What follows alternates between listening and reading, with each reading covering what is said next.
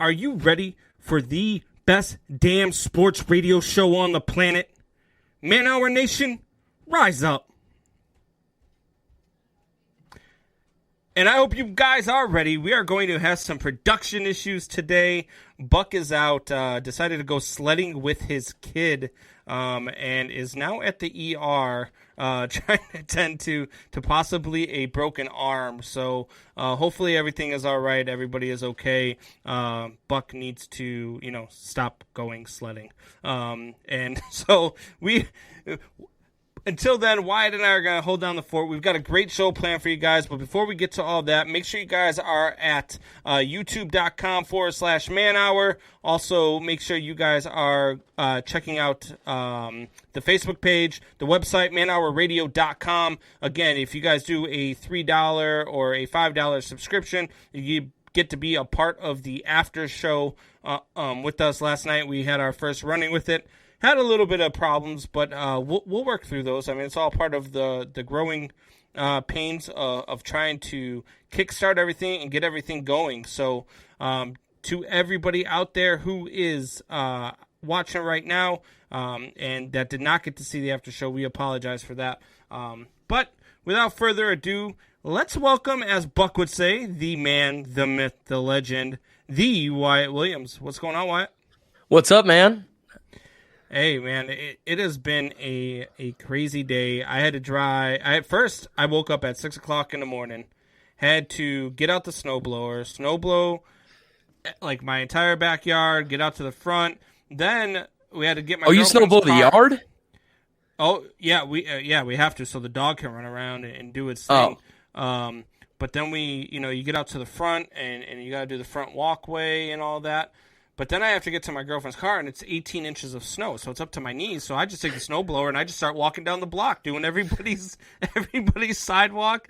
And we get over to her car. It takes us, about half an hour to get that thing dug out. Then I had to come in, take a shower, get ready for work. I go to work for 3 hours, and I have to go to a meeting downtown Chicago. Now, downtown Chicago with normal traffic is about an hour drive, even though it's really only 20 minutes away from where I'm at. But the expressway is not plowed. So my God. Like it was like seriously a test of fate all the way to where I had to go to this meeting. And then I get to the meeting and two of the guys from the shop are at the meeting through Zoom. So why didn't we all just do the meeting through Zoom? Like why do I have to be well, why would they tell you that, Ben Combs? That would make your life easy. Why would they do that for you? Why wouldn't they do that for everybody? Why did some of us had to risk our lives? Oh, God. So there was 18 inches on the interstate in Chicago on the way in. No, so the interstate was packed down. Like, it had been plowed, but there was still a ton of snow. Sure. There was still a ton of slush everywhere. Oh, my God. It was ridiculous. And this was 1 o'clock in the afternoon when I left. How the hell is the expressway that bad off, 6-7 hours after it stopped snowing? That's insane to me. That's crazy. I've been to Chicago 4 times in my life. We don't live that far. So sometimes we take like a little weekend trip up to Chicago. And, oh God, I've seen it. It is, the traffic is a little nuts there as you said. Then you add snow, and you add, early in the morning, rush hour traffic, all that good stuff, and it does not add for a good time, I'm sure. It was bad. Drew says, "Howdy, boys. Where's Buckheister?" Buckheister is, if you guys missed the beginning of the show, Buckheister decided to go sledding with his son, and he went a little too fast, and they got into a little bit of a wreck, and so now Buck is at the ER with his son getting yelled at by his wife and having all sorts of fun, and you got me and Wyatt here. Buckheister said if he gets back from the ER, he'll hop on. But see, which I was telling Combs pre-show, for all of you Buck fans out there, he is most likely not going to be on the show tonight. The hospitals in our area, our hospitals are horrible, like just terrible. Like I was telling Combs, you will go to a hospital and probably I don't know. He'll probably sit in the waiting room for 2 hours, 3 hours, something like that. Yeah. Then he'll finally go back to a room. Once he gets back there, he'll wait for an hour for the doctor to just come in and say hi and get all their information, all that stuff. The nurse, take the temperature, all that good stuff you normally do. You're there for at least 5-6 hours. Oh yeah, he's going to be there. I would say probably 7 or 8 if it is a broken arm and they have to cast it and stuff. He's going to be there for a long time. 18 inches, getting plowed. If I want to listen to Triple X, I'd listen to Playboy. But Jesus Christ. When was the last time you went sledding, Wyatt? You're pretty young. When was the last time you went sledding? So we've had several like little spurts of snow in the area. My brother is really redneck, right? So he has a 4-wheeler and all this stuff, right? Yep. So every time it snows, he gets so excited because he gets to pull everyone on the sled and like flail around the yard because we don't have a big hill at my house, so we got to make speed, right? And how do you make speed? You strap a rope to a 4-wheeler. To a 4-wheeler, yeah. Yeah. That makes dangerous speed at all. Oh no, definitely not. Yeah, no. Yeah. I'm surprised we're not the ones that end up with broken arms. No, so I weigh probably 3 times what my girlfriend does, right? So she is shorter and skinny, so she gets on this thing, right? And my brother guns it. All right, so we're looking out across the field, and she is going along, and she's like holding on for dear life, and you just see it bouncing and stuff as she goes along. It was so funny. But yeah, no, that is probably the last time I went sledding. But it's like hill sledding, like down a hill. Probably when I went tubing at one of the big locations here in Southern Indiana, go tubing at Paley Peaks. Like we used to go tubing up in Vermont, and we go down so tubing out there is you all go mountain tubing with 40 foot of snow. You go up to the top. You take the ski lift all the way up to the top, and they have this thing built, and they have a ramp at the bottom. So it's a jump. So when you get up there, man, you're getting some height. Oh man! It's a jump. Oh my god! So the last time I went, I always, since my kids were 2, man. We go up to the hills up there in New Hampshire and Vermont. I wouldn't take them tubing, but we'd go sledding up these hills. We would always build a ramp at the bottom. The kids loved it. Like we build a little one so they don't go crazy, but we would always build a ramp so they go up and they go flying, and the kids loved it. So yeah, back whenever don't take too much grief from your wife because look, accidents happen. You weren't trying to hurt them. You weren't trying. You didn't say, "Hey, let me take this kid to the top of the hill and break his arm on the way down." That wasn't your intent. So don't take too much grief from the significant other. That you guys will be fine. Yeah, no, we that's what we used to live on my grandma and grandpa's farm up in Lexington, Indiana, right? And yeah. They have a lake up there, and there's a dam for the lake. So we always used to sled down that. And my dad used to get like these giant logs, and he would set them down at the bottom of the hill, and then pack snow over top of them. So you would ramp up and over them. That was the most fun I have ever had in my entire life. We would just go flying over this thing, and then hope you don't crash into the trees behind it. But hey, we made it out okay. Right. We made it out alive. That's all that matters. Just Drew again. Okay, says nothing wrong with us rednecks. We get stuff done in the most creative ways. Look, man, I agree. Especially like up there in New Hampshire, Vermont, man. That is redneck country. That is, I mean, they love their 4-wheelers. They love their snowmobiles. They love everything about all of it, and they do every single bit of it. But sometimes it's scary because I'm like, guys, we're gonna die. Like this is not my brother. This is not how things are supposed to be done. This is even better because my brother literally oh man, I don't know, probably 2 weeks ago or a week ago, something like that. We had that first section of snow. We had just finished sledding the day before, and that day it snows again. My brother goes out and gets his 4-wheeler. He comes out in the yard. He's doing donuts in the 4-wheeler, right? And there's a little divot in our yard. He hits it, and it throws him off this 4-wheeler. He goes flying. He lands. He jumps up. Both hands go in the air. It's like it's hilarious the stuff that he does. Tim Leonard says, "Let's see if the MLB catcher talk is more accurate tonight." Hey, look, our pitcher stuff was accurate. I mean, Wyatt was a little off by having Trevor Bauer in the top 5 and not Clayton Kershaw, but I think that. I really think that both of our top 5s, with the exception of Trevor Bauer, I think we really had an argument for all of them. I don't think that that the top 5 was 2 off, with the exception of Trevor Bauer. But Wyatt's young; he doesn't know much about baseball, so we could cut him some slack. I mean, he's a Packers fan, so he doesn't know much about anything that doesn't come in the form of cheese. So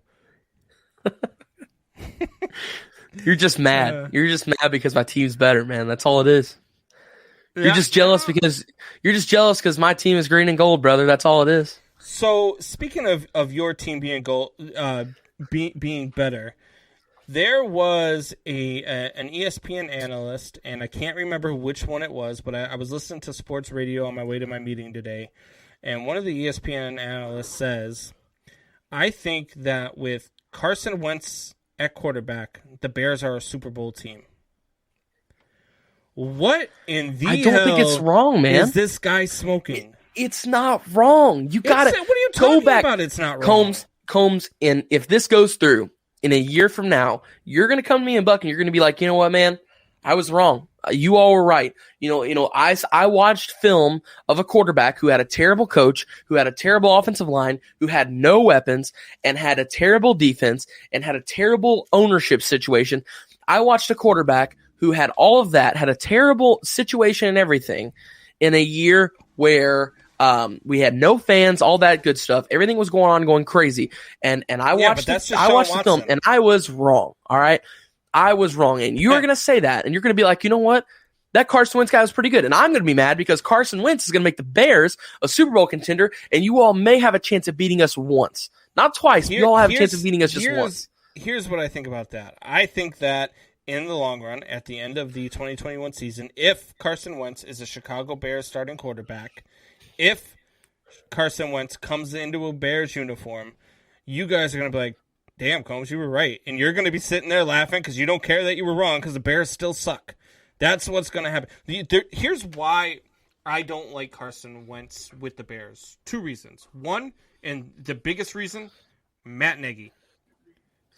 Matt Nagy is still calling the plays. So the Bears' offense is not going to be successful. They have not been successful since he's taken over the team. 2, you don't know what you're getting with Carson Wentz right now. Are you getting the Carson Wentz who, of 2000 and whatever it was, 17 or whatnot? Or are you getting the Carson Wentz of 2020? You don't know either way what you're going to get. Carson Wentz was a good Carson Wentz. Carson Wentz made 3 poor decisions this season. Right, but to give up what you're going to have to give up for a guy who you have no clue what you're getting from him. They don't want to give up anything. And first of all, you can't say he made 3 mistakes this year. His first mistake was getting on the field. His second mistake was thinking that he was a quarterback. His third mistake was thinking that he was a starting quarterback. What is he then? He threw for 15 touchdowns and 14 interceptions. Because he was splitting time with another quarterback. He missed. He was not splitting time with him. Jalen Hurts started almost half the season. Because the first half of the season, Carson Wentz was atrocious. They couldn't win with him, so they had to make a move. He didn't have anybody there to help him win. What did Jalen Hurts do with in that system? Jalen Hurts didn't do anything either because nobody can win with that Philly team right now. They are struggling on many different links, whether it's coaching. But the Doug Bears Peterson, are in the same exact situation, though. The Bears are in the same situation. No, he's going to have weapons if he comes to Chicago. He's going to have a good running back. Well, I shouldn't say it because Miles Sanders is all right. He's going to have a better offensive line. He's going to have a better and healthy wide receiver core. He's going to have better tight ends. Cole Kmet is great. I love Cole Kmet. I think he's going to be his future star tight end of the NFL. He's going to have a defense, a actual defense that has a pass rush and that has a secondary and that has a linebacker crew. He's going to have all that. He is, now in Philadelphia, if Carson Wentz comes back to the field quickly, that means that there was a quick touchdown on defense. In Chicago, if he comes back to the field quickly, that means he's sitting at the 30 on his side or on the defensive side of the field, 30 yards from the end zone because his defense made a huge stop or made a big turnover. That's what that means. If he stays in Philly, then there's nothing there for him in Philly. Philly is in a pure rebuilding stage right now. Dallas is the team in the NFC East right now. I hate to say it. You are talking to the biggest Dallas Cowboys hater right here on earth that isn't an Eagles fan. You are talking to him right now. And I hate to say it, but the NFC East is Dallas's division to lose from now on, pretty much. I mean, unless if Heineke comes out and he's insane. I don't think he'll be bad. I think he'll be one of those average quarterbacks because I think once they signed him to the big deal as they did, that pretty much tells you that he's going to get some time. I think they're kind of, Alex Smith may be the starter for this year, but I think after that they're going to move on if they even do give him time this year because they've already moved on from Haskins. Haskins was supposed to be the future of the team. They got him late. Everybody said that was a steal. Haskins turned out to be a guy who couldn't keep his nose out of the stuff he should have had his nose out of. He was going to strip clubs all the time. He was a terrible leader and all that stuff. And that's how it all turned around on him. It's a bad – you cannot have a – that's why it's a bad fit for Chicago because Chicago needs that quarterback that can make up his own mind on the fly. They need a quarterback that doesn't need the coaching to be a good quarterback. And Carson Wentz clearly does. Every single quarterback in the NFL needs a good coach except for Tom Brady. Every single quarterback in the NFL. Deshaun Watson is a guy who can make up plays on the fly. He needed a coach. Things happen. Carson Wentz is not that guy. He still had a quarterback rating of 102. He had a quarterback rating of 102 on a 4-12 team. How many wins did he have? How many wins? 4. That's terrible, Combs. That's terrible. We both know that is not on him. Just like the losing in Philly is not on Carson. Yeah, the 15 touchdowns to 14 interceptions. Yeah, that's on Carson Wentz. He doesn't have the scheming or the offensive line to help him with that. He doesn't have the quarterback vision to make plays happen. You need to go back and watch his almost MVP season highlights. But I don't care about his almost MVP season because that was 3 years ago. I care about was whenever what he had a good. Lately. Frank Reich was calling the plays. Then when Frank Reich was calling the plays, he was doing good things. When he had a good, healthy offensive line. Carson Wentz this year was doing things that he had never done in the past. Carson Wentz was making poor decision after poor decision after poor decision. The pick six where he threw it to the left. But see, I know what you're talking about. That play was terrible. That's on him, 100%. That one is. And then he had I think two or three more bad pick plays that were on him. But many of their interception plays were because the receiver's hands are like bricks. They bounce right off the hands and they go right into the air. There were so many interceptions Carson Wentz threw this year that were bobbled passes. I mean, unexplainable amounts. Now, yes, like I said, Carson had those plays, like the one where he just darted it left for some crazy reason, and it was a pick six. I totally agree. That was a terrible play, and he had many terrible plays. But when you have, 0.2 seconds to throw the ball because your offensive line is horrible and playing terribly. That's what the Bears are. That's what I'm saying. The Bears' offensive line is not as bad. The Bears do not have... okay. I'm starting to think you don't watch football except for to make up your drafts. I don't think... I don't understand how you could watch what the Bears have done over the last 2 years and say that their offensive line is anything but terrible.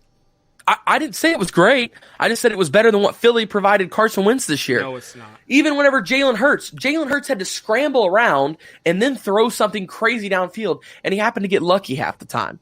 That's what Jalen Hurts did. Carson Wentz you cannot be a pocket the same passer. Quarterback that he was 3 years ago in his MVP year. You can watch the tape all you want. I could watch the tape of Rex Grossman when the Bears went to the Super Bowl. You know what I see? A quarterback that was still not very good, but went to a Super Bowl. So what?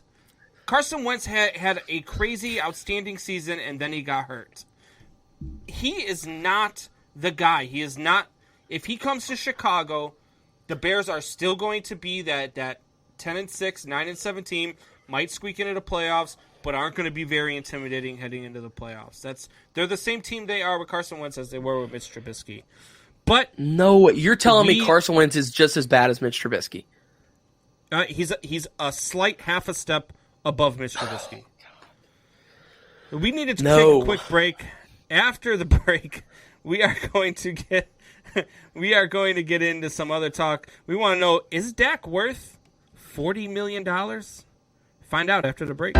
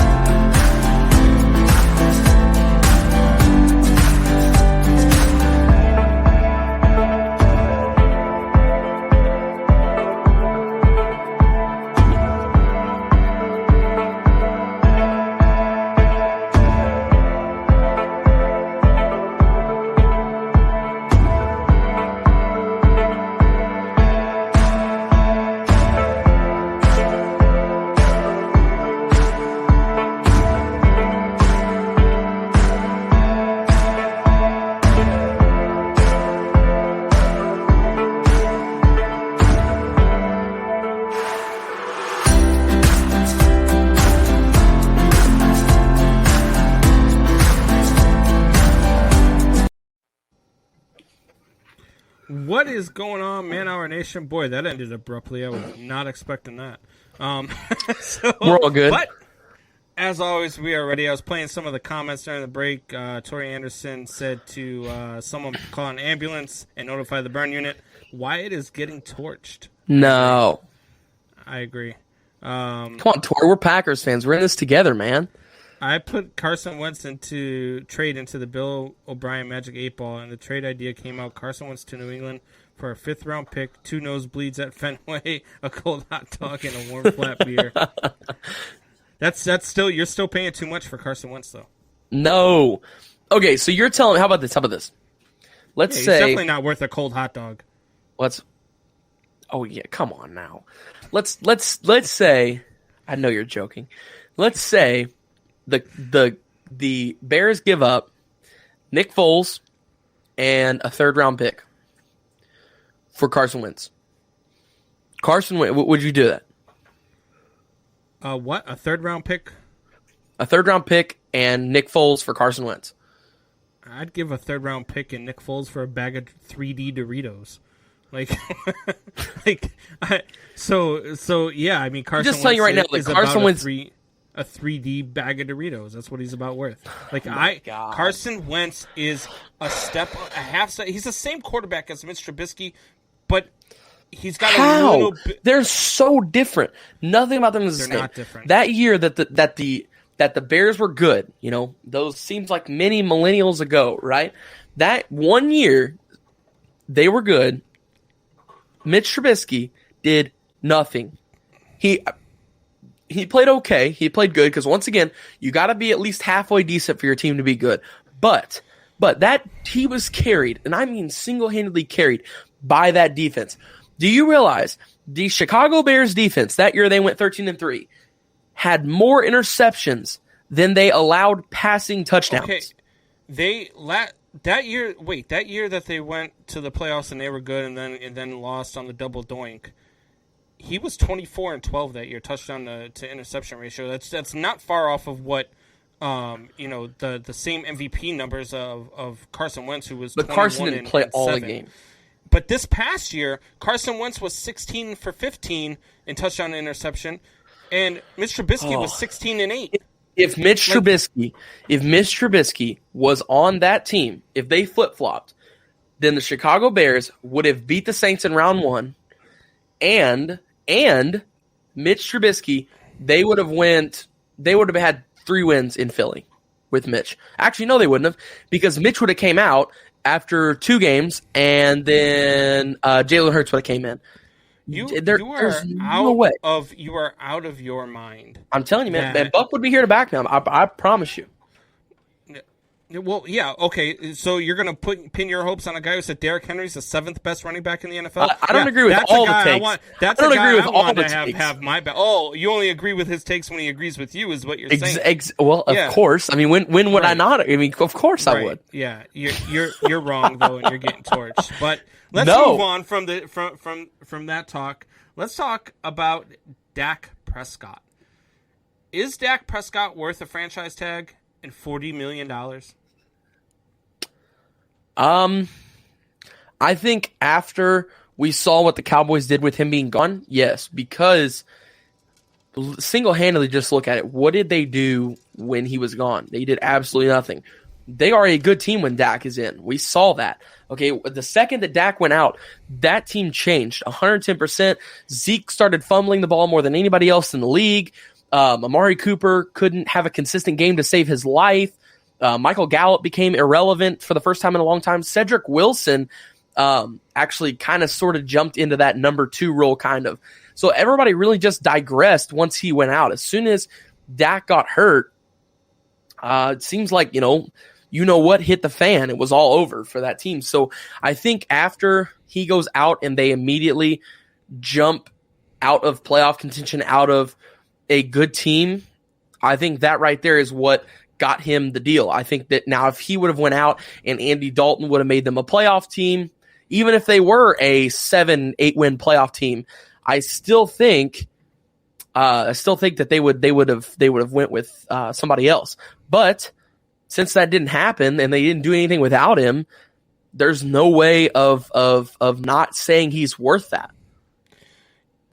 Yeah, look, to me, if I'm the Cowboys, unless I'm trading him for Deshaun Watson, I'm giving Dak a long-term extension. I'm giving him, whatever it takes to get him there. If that's a $320 million deal, then it's a $320 million deal, because Dak is a top 5 quarterback in the league right now. He just is. He is so good.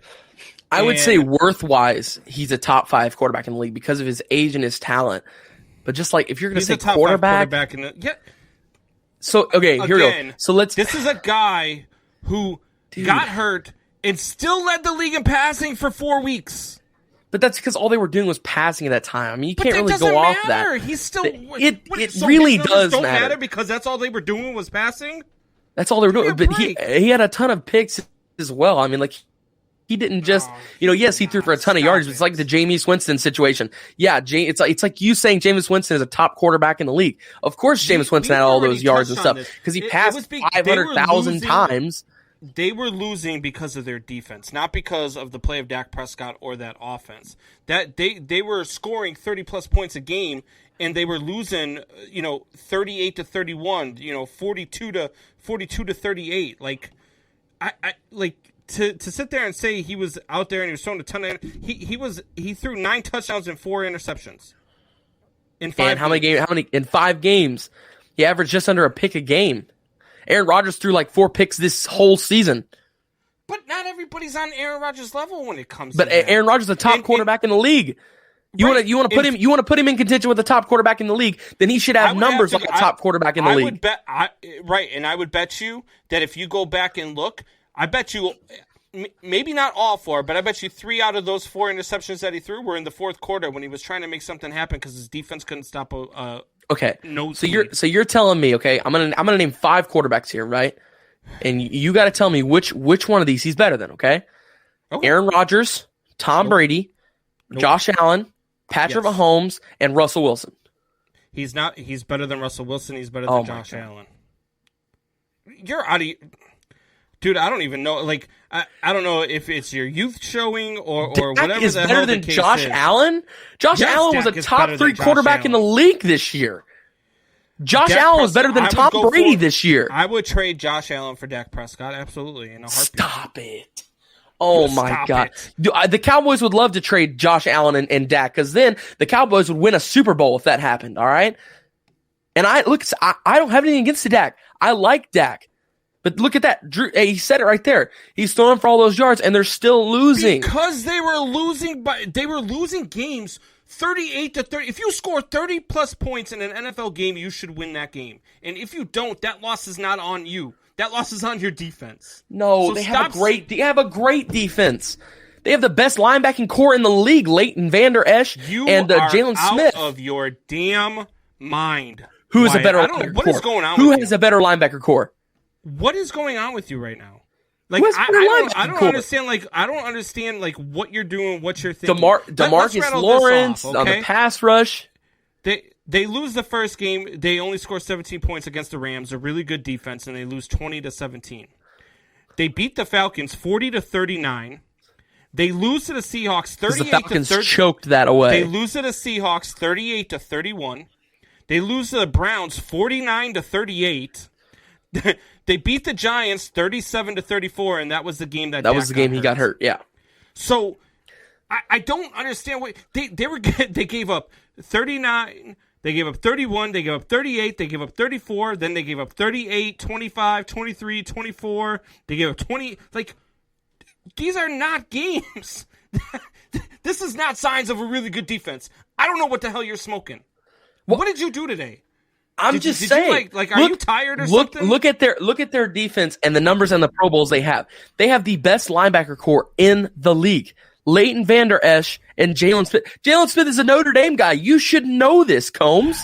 When you are giving up that many points a game, you are not a top-end defense. You can throw out names all you want. But if your offense gives up so many opportunities. What are you talking about? Dak gave them 4 opportunities, 4 extra 4 extra downs. Zeke fumbled the ball a bunch. Amari was fumbling the ball. Dak's throwing picks. I mean, and also they had so many punts. It has nothing to do. A defense is not going to hold a offense if they get, 15 tries at it. They're not going to hold them to 8 or if they're not going to hold them to 2 or less scores, 3 or less scores. If you give an offense that many tries at it, a top tier defense will. Yes, they will. That's how the Bucs defense survived the first half of their season. The Bucs were giving up the ball left and right, and they survived their first half of the season. They were not giving up the. Yes, the Bucs, were. The Bucs they had were 3 and out all the time. They had like at the beginning of the year they had like 2 or 3 bad games. I think you forgot like what happened early in the like. Do you only look at what happened like the last week of the season and in the playoffs? Because I really don't think that you remember anything that goes on in football. I do, but also I do look at the end of the season because that tells me who actually made the playoffs and who was relevant and who mattered. And Josh Allen mattered. Okay, the Cowboys without Dak Prescott did not matter.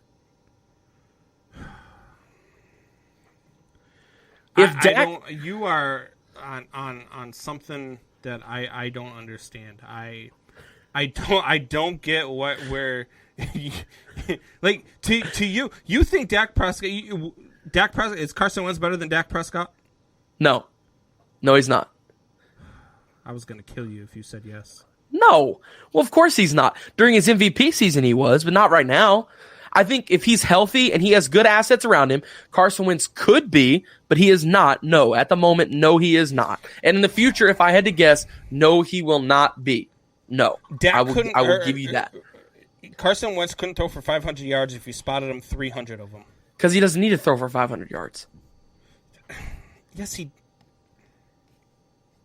When in the year that if he was throwing for 500 yards, this year, the Eagles would have been a much better team. Like they No. Okay. Yes, they would have been. Okay. Sure. If every quarterback in the league would have thrown for 500 yards for their team. Okay. Do you know how unrealistic those numbers are? 500 yards. I need some stuttering nonsense on this show. Where the hell is Buck? I've only got your spew right now. Do you know? God. Do you know how rare it is for a quarterback to throw for 500 yards? That is not an easy task to do. And he was doing it every game. Dak was doing it every game, and you say he's not good. I did not say he was not good. I just said, as of right now, he's not a top 5 quarterback in the league. Value-wise, he is, because he's young and talented, but as for a quarterbacking skills, as for all that stuff, no, he is not. I cannot sit here and tell you he's better than Aaron Rodgers, Tom Brady, Patrick Mahomes, Josh Allen, Russell Wilson. Let me think here. Matt Stafford. I'm sorry, I can't sit here and tell you that because, but value wise, as for age, production, and talent, yes, there are only 3 quarterbacks that are better than him when it comes to talent and age. That is Patrick Mahomes at 1, that is Deshaun Watson at 2, and that is Josh Allen at 3. Dak Prescott comes in at 4. No, Dak Prescott comes in a ton of yards. Kyler Murray comes in at 4. You're right. The first game when they were up against that vaunted Rams defense, he only threw for 266. After that, he threw for 450 against Atlanta, 472 against Seattle, and 502 against Cleveland in losses. And then he got hurt in the second quarter of the Dallas game, and he had already had 166 yards passing. Okay, so that means he probably would have mounted out to about 4. And I'm not saying his numbers aren't great. What are you talking about? I'm just saying he's not a top 5 quarterback. Right? Okay, once again, he is not better than Tom Brady. He is not better than Patrick Mahomes, not better than Josh Allen, not better than Russell Wilson, not better than Aaron Rodgers. I can't put him there. I can't. But like I said, value-wise, he is. Absolutely. I like Dak. I really do. I go Tom Brady, Pat Mahomes. Tom Brady is not the best quarterback right now in the league. All time, yes, he is. He just won another Super Bowl and he's 43. He's the best damn quarterback in the league until he dies. Tom Brady, Pat Mahomes, Aaron Why isn't he paid like it? Deshaun Watson, Dak Prescott. That's your top 5.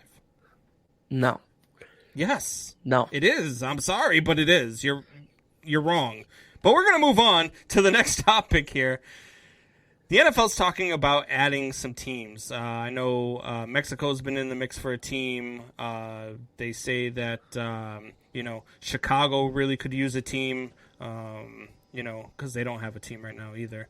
And maybe even taking Green Bay out of Green Bay and moving them up to out to California, give them a fourth team. That would be a good decision. So let me ask you a question here, Wyatt. Should the NFL add 2 more teams? No, I don't think so. I think the NFL's pretty evenly spaced out as it is. Plus, if you add 2 new teams, that wouldn't really work because then you would have to have 2 divisions that are lopsided. I mean, yeah, you'd have 17 and 17 teams, but how would you split up the 4 divisions? That doesn't amount to an equal number. So it would mess it up that way, as well as I think the NFL is just fine how it is.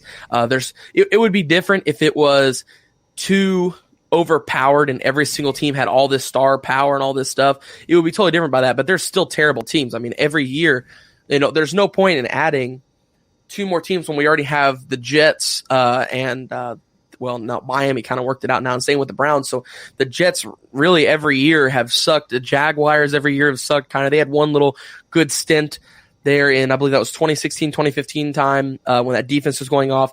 But it's just as long as you have terrible teams, there's not really any point to add teams. I mean, if everybody is pretty spaced out along the board, because it's not, now whenever you get to the point to where whenever your best team is 10-6 every year, then maybe you should add some teams to kind of, mix things up. But as of right now, I mean, every year we've got a 14-2, 13-3 team, and every year we've got a 1-15, 0-16, or a 2-14 team. So I mean, it's pretty evenly spaced out.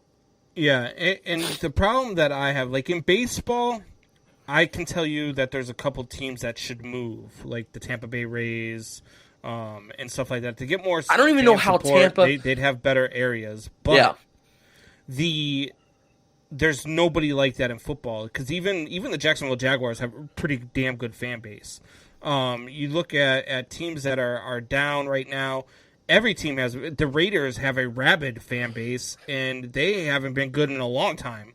Like, I mean, they're kind of relevant, but they're not good. They're not Super Bowl contenders. Yeah. So I'm not sold that there should be 2 more teams, and I'm not sold that anybody should move. I think that there are places that would be great to have a team. I think that, a place like Mexico would love to have a team, and it would probably be good there. You look at other places like maybe down south, like the Alabama, Oklahoma area. That's a rabid college football team. Imagine if you had an NFL team there. What would happen down there? So there are places that could use a team. So if they added 2, I wouldn't be against it. But I don't think that right now there is a dying need for it right now. Well, I mean, and plus, whenever you look at it, the NFL has the most teams of every league, pretty much. I mean, the NHL has 32 now because of Seattle. Yeah. So the NHL now has 32. Baseball has 30. NBA has 30. So I mean, they've already got the most teams. If you add too many more, you're looking at the points where now you got too many teams. Now, it throws off your playoffs. It throws off your divisions. I mean, I don't think that would make sense. And you brought up hockey. The NHL's now had, I think it's like 12 games canceled due to COVID. Now, when they were in they did their little bubble in the playoffs and all that, 0 positive tests, 0 canceled games. Same thing with the NBA. Why do you think the NHL is having such a problem now with COVID? Do you think it's because there's more travel involved now, even though they did align the division so that it would minimize the travel? Or do you just think that it's one of those things where unless you contain it in a bubble, you're not really going to be able to avoid this on that big of a, I guess I would say that widespread? I mean, you've got so many players in the league, it's hard to really contain it unless you're in a bubble. So first off, I really think that every single team should have had, or every single league should have had a bubble, simply because there's no fans anyways. Now the teams, like, I get it, there's some that can have fans, but it's not the same. I mean, if the difference between, for example, Arrowhead could have fans, but it's only like 10 to 15% of your stadium can fill. That's not the same. I mean, I get it, it's cool, but like, it's not really. And the NBA did so good at making that bubble to the point to where they had completely got COVID out of the bubble in like, what was it? I think 8 days. And then they didn't have a game canceled from here on out.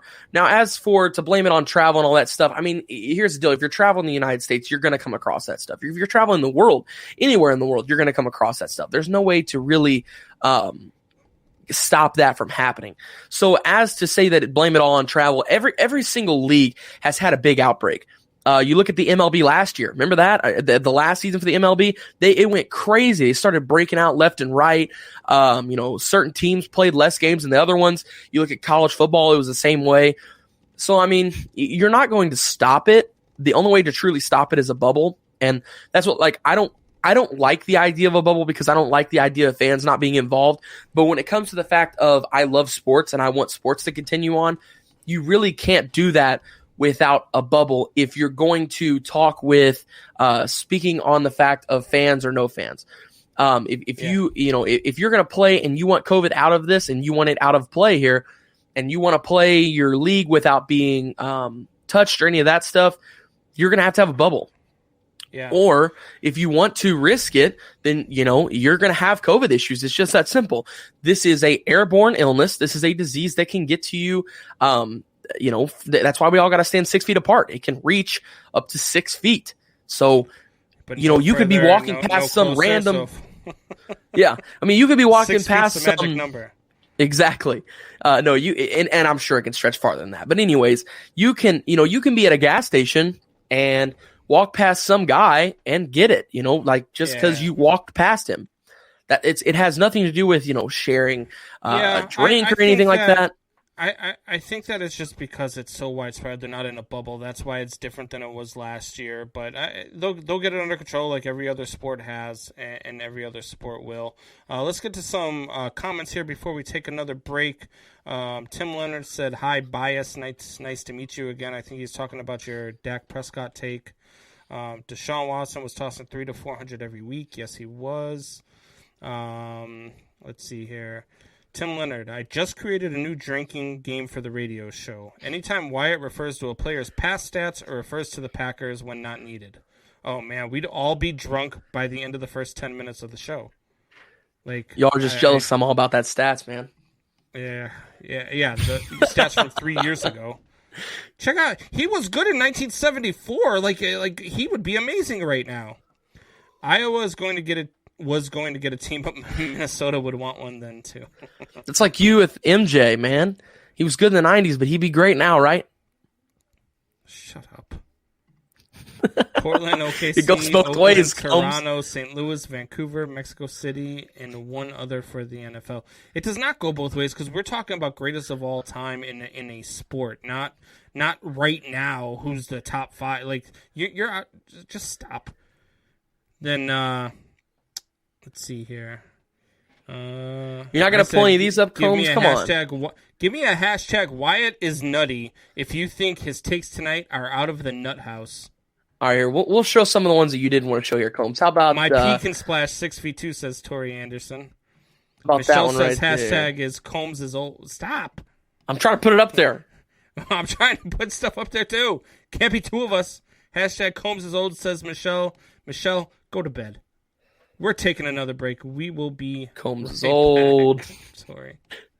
Oh my God.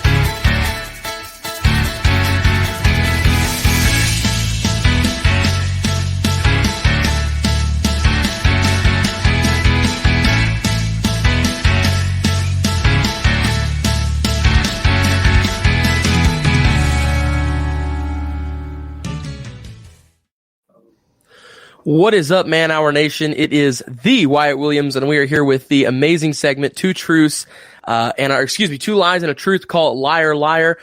Bringing on now, Combs. You ready for this? Hey, let's do it. I don't remember what's our score tally. I totally forgot it. I think you're up by 2 on Buck. I was up 3-1. You're 3. Okay, 3. Okay, so you're up. Okay, 3-1. So here you are again. You get another opportunity. And the truth, right? I got to figure out what you got to guess is. which one is the truth. All okay, right. So the crazy, unusual fact you might not know. You ready? Which one is it here? So, basketball legend Wilt Chamberlain never fouled out of a game. All right, that's the first one. Scottie Pippen, former Bulls small forward, one night blew through $500 million in one night, one time. Okay. And then, let's see here. Pittsburgh, okay, is the only city in the United States to host every single sports national championship and all of the Emmys and Grammys and all that good stuff. What city was that? Pittsburgh. I'm going to go with Wilt Chamberlain never fouled out of a game. And that is true. So you advance on 4-1 now. Bam. Boom. Boom, pow. All right, you ready for the next one here? Let's do it. So, first one here is Michael Jordan. You know, the guy you say is the GOAT. Yes. Owns a shoe factory, as everybody knows, but the biggest thing that nobody knows about that he owns, he actually owns a heating pad company. All right, so he invested in a heating pad company as well as the shoes. Everybody knows about the shoes, but the heating pads, and they're not called like Jordan or anything like that. It's not your name brand, right? So in the next one, kite flying is a professional sport in Japan. All right. Okay. So kite flying is a professional sport in Japan. Imagine that during a tsunami. Exactly. Oh God. Good Lord. I win. Exactly. So and then our final one here is the average lifespan of an MLB baseball is 5 to 7 pitches. So there you go. You got Michael Jordan heating pad. You have Japan the kite flying is a pro sport in Japan, and then the average lifespan of an MLB ball is 5 to 7 pitches. I want to say the baseball one, but because I try to think about how often you get a foul ball or you get a. I'm gonna say the kite flying. Kite flying? Final answer? Yeah. And that is not true. Man, Combs, you get an opportunity to catch up there, and you just lost baseball? It is the baseball. Damn. The baseball average lifespan of a baseball. You should have stuck with your gut, man. The average lifespan of a MLB baseball is 5 to 7 pitches, and it is because of what you mentioned. It's the foul balls. It is. It's something about like I read on there. I just turned it off, but it's something about if the baseball is hit in any way, it can no longer be used. So if it is like foul tipped, something like that, the catcher cannot pick it up and throw it back to the pitcher. They use it when it's after like a base hit. It gets thrown around and then gets thrown back to the pitcher. I guess they get a new one or something. I'm not sure what it is, but that's what the article said, that after a baseball is hit, it can no longer be used. Can you imagine the bucket of baseballs that they have sitting there waiting? They go. I forget what the average. It was a lot of baseballs in one major league game, and then they did another one about how many baseballs are used during a major league baseball season. And it's astronomical. Like, the number is, like, unfathomable that they use that many baseballs. But, yeah, that's... Damn. I didn't know that's that. What, like, in a Super Bowl, I can't remember what it is. It's like... I saw this one time. It's like they use a new football after every single, like, first down, I think.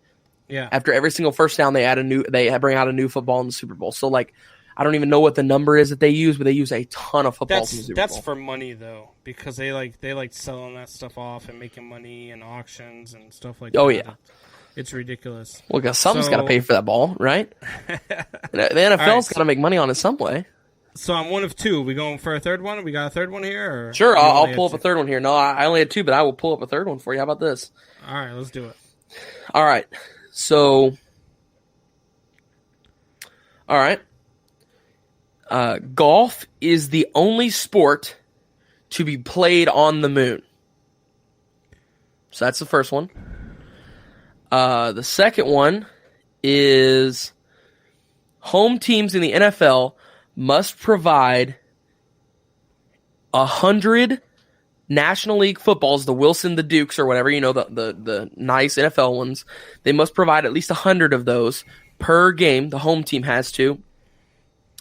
And then the final one here is former 49er legend Joe Montana actually has a Christian rock album that nobody knows about. I feel like if Joe Montana had a Christian rock album, we would all know about it. Yeah. Hey, you never know, though. That one's out. Golf on the moon. But how think about it though. I don't think you can play if you hit a golf ball on the moon. Imagine driving on the moon. Oh my! Your drive would see if you can 800 yards. See if you can hit one to Earth. I would say it's God. What was the second one again? The NFL, like home teams in the NFL. It's funny we just mentioned that, but with the Super Bowl, but as not regular season games, not Super Bowl. NFL teams, the home team must provide 100 NFL regulated balls for the game. God, 100's a lot. I'm gonna go with golf on the moon. Golf on the moon? Yeah. Final answer? Somebody took a driver to the moon. Tell me somebody took a driver to the moon. That's my final answer. Well, Combs, in 1971, Alan Shepard took a driver to the moon and hit golf balls and played golf on the moon. That is amazing. Like, I wonder if that ball's still in orbit. I don't know, honestly. I would want to do it, because you could say you've done that, okay? He's the only person to be able to say, hey, I've played golf on the moon, okay? That's first only off. A second off, people can say they went to the moon. Oh, exactly, yeah. But hey, that separates him from Neil Armstrong, okay? Oh, Neil, you were the first person to be on the moon, huh? Well, I was first place to play golf on the moon. I had a 2 million yard drive off a tee. It's like that's a total like bragging right thing too. You can go around and be like, your friends are like, oh, I just drove 300 yards or whatever it may be, right? And you can be like, oh well, I've drove 2 miles, so my ball's still flying. My ball's still in air. I couldn't see anymore, so I left. Yes, or say it was 71. His name was Alan Shepard. Imagine all of a sudden you're in an airplane and the airplane goes down. They're like, what happened? A golf ball hit the damn windshield mid-flight. It took a wing out. You should have seen it. Oh, my God. What in the world? It's crazy, isn't it? I just picked that one because I thought it would be cool. I thought 100 footballs is a lot of footballs. I think maybe well, 25 the truth on that one is... The truth on that one is the NFL home teams must provide at least 30. They have to provide 36. Oh, so I was close. I said 25, 30. I was close. So it's 30. It's 36. They have to provide 36 footballs for an NFL game. Yeah. So that is the truth. All right. But yeah, golf on the moon, man. Some of these comments here. Let's see what people are talking about. Bree Williams says, "Wow, true about the kites," says Tim Leonard. Drew said kites. Bree said the kites. See, we all went with the kites. Kites is actually so that one is technically, it's kind of true, but it's not. Let me pull it back up here. Kite flying is a pro sport in Thailand. Oh, so it was about the. So it is a pro it is sport. a pro sport somewhere, but it's in Thailand. It's not a pro sport in tricky. And hey, I gotta throw you off some way, right? I can't just give it to you. Though, man, I felt like the baseball was close, but I wasn't sure that was it. That's crazy. Kind of like playing with a deflated football. We asked Tom Brady about that. Drew says the umps have a bag that they put the used balls in. After a hit, they give it to the ump. Do they really? See, I've never noticed, as you would think, as much baseball as I watch, I would notice that. I thought that after a hit and they throw it around, they throw it back to the pitcher. I've never noticed that he gives it back to the ump after. Huh. Well, I'm just wondering if they actually, like, of course you see it tossed around a bunch. It's kind of like the baseball thing, after you get the out, you toss the ball around and stuff. But I've always wondered, like, once I saw that, like, do they actually? Because once you see it, they don't immediately throw it back to the pitcher. Normally, if you see it catch it first, they throw it to second base. Then I'm guessing if they throw it to third. Tim, as a previous bat boy for a certain pro team, not every time a ball is hit, the ball is replaced. Only when a ball is hit foul tip, foul territory, or if touched by a non-active player. Okay. Huh. Well, that's what that's what that website told me, is that every time it was hit, but I guess they were referring to that. Bree says, "I like the show, guy." Hey, Bree, we appreciate you. Appreciate the kind words. That's what we do this for. We do this for you guys. Obviously we're trying to make something of it as well, but right now you guys are everything to us. We do everything we can to make sure that you guys have a great experience. We also have manhourradio.com. If you go there, we have an after party show. We're not going to have it tonight because Buck's not on, and he's got all the software for that. But $5 a month gets you free access into that half-hour show. Plus, after 6 months of subscription, you also get a free Man Hour hoodie. So, good things happening. We thank you guys for all your kind words, all the love that you guys show. Not just you, Bree, but we got Drew in here. Tim's always in here. Tori as well. Tori's in here every night. Hoffy, who's chimed in a couple times here in the chat. You guys are with us the entire ride. So you guys are the OGs of the Man Hour Nation, and we love you guys every step of the way for that, for sure. Let's get into here. Drew says, gives new meaning to the term, have they dropped yet? Oh, man. And Bree says, we were close. And she says, I'll be tuning in, or he said, I'll be tuning in regularly. That is appreciate awesome. That. We appreciate, everybody who comes in regularly, everybody who's a listener. We will always interact with our fans. We love every step of the way. We are not going to be one of those shows that once it goes big, yes, and Penelope, I cannot forget you. We are headed to the top, and we will get there. I mean, we're too driven not to get there. But when we get there, you guys are coming with us, and we appreciate everything that you guys do for us as well. So we are going to take another break, and when we get back, we are going to get into our top 5 catchers rankings in MLB. Let's see if Wyatt can spout any more nonsense out of that crazy head of his tonight. We will be right back.